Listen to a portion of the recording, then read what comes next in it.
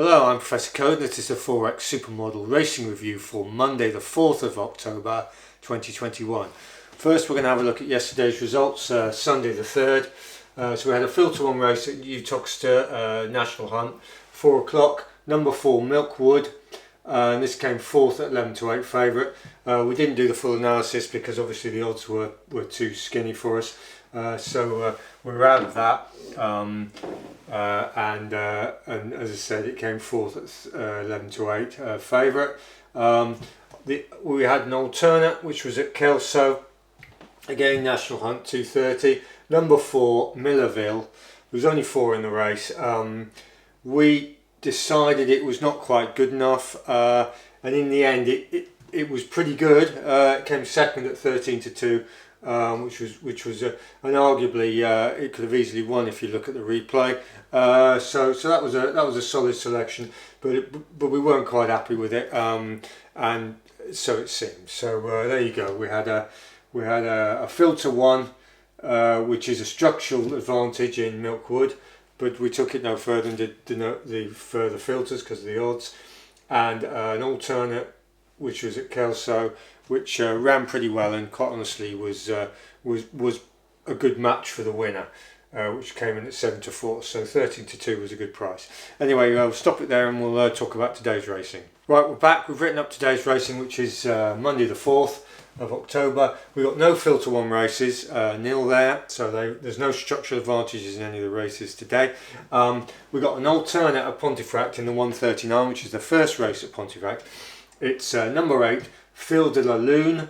It's a 1 mile 2, 10 furlong basically, novice stake, 2-year-old soft, and we've been busy on the exchanges early morning, and we've managed to get an average of 9 to 1 on that horse to come first or second. So that's where we are on the exchanges. Let's talk about the horse then. So this is an interesting horse. It's basically been running over way too short. It had about 3 runs over 7 furlongs, which was way too short for it. Then they stuck it to the extended mile, 8.5 furlongs at Wolverhampton on the all-weather. Ran reasonably well there, and then they put it in the 1 mile 1.5 furlongs, which is 9/10 furlongs, which is what we're running in today, 10 furlongs, the last time out at Wolverhampton. And that race was very interesting. If you get the chance, if you've got the facility to review the race, then there's some good stuff to look out for in that race. That horse, Fil de la Lune, for a start, from a modelling perspective, the Pontefract on soft 10 furlong equates almost directly with Wolverhampton 9.5 furlongs, which was what it was running in its previous race in terms of seconds per furlong and everything. So that's a good crossover. And then if you look at the race, you'll notice that Fil de la Lune was coming around the final bend, and then it had to be switched. It got interfered, so it was switched, which slowed it up.